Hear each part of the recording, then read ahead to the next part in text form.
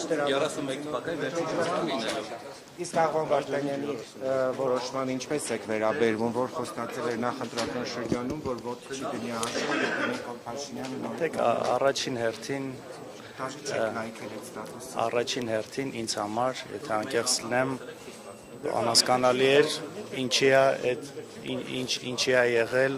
այդ հայտարարությունը ընդհանրապես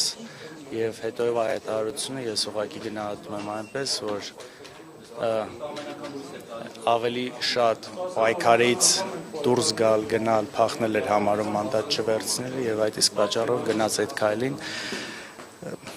մնացածը ինքը ասել է, ինքը գրել է, Աղվան Վարդանյանը իմ ավագ գործընկերն է, ում հանդեպ ես ունեմ շատ մեծ հարգանք, որտեղ նա վաստակել է այդ հարգանքը։ Չէ, բայց այնուամենայնիվ այդ խոստումը, որը չի կատարվել Սա իր տիրույթում է, որի բացատրությունը ինքը տվել է, նորից կրկնեմ, ես շատ կուզեի, որ հենց ի սկզբանե այդ հայտարարությունը չլներ,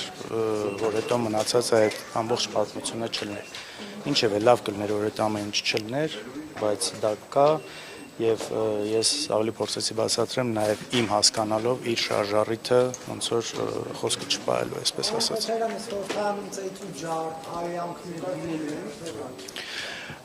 հույս ունեմ որ ոչ բայց տեսնենք ինչպես կգնա հույս ունեմ որ այո ավելի ճիշտ հույս ունեմ որ առիթը չեն տա որ հայհոյեմ